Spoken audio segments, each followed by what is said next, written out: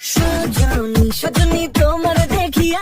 মে ছিল ঢাকায় সিনেমার সুপারস্টার শাকিব খানের ক্যারিয়ারের 25 বছর পূর্তি। এদিনে তার ভক্ত থেকে শুরু করে শোবিজ তারকারাও জানিয়েছেন শুভেচ্ছা। সেই তালিকায় আছেন তার সাবেক স্ত্রী অপু বিশ্বাসও।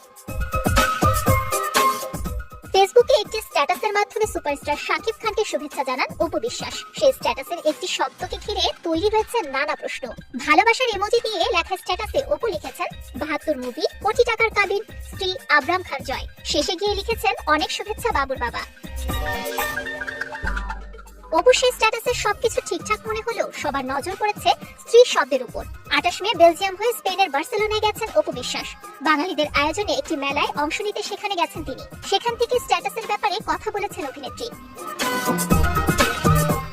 অপু বলেন, শাকিব খানের জীবনে প্রথম প্রেমিকা হয়ে আমি এসেছিলাম, তার প্রথম স্ত্রীও আমি তাকে প্রথম সন্তান উপহার দিয়েছি। তাই আমি মনে করি শাকিব খানের অভিনয় জীবনের সফলতার 25 বছরের পথে আমিও জড়িয়ে আছি সেই সফলতায়।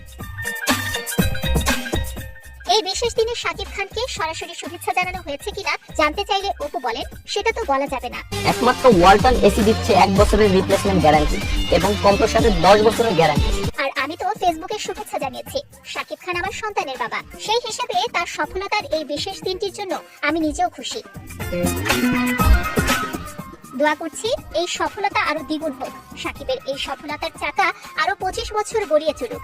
আমি তার সন্তানের মা হিসেবে, তার একজন সহশিল্পী হিসেবে এটাই চাইবো। এদিকে এই অভিনেত্রী জানিয়েছেন আগামী 3 জুন দেশে ফিরে আসার কথা রয়েছে তার।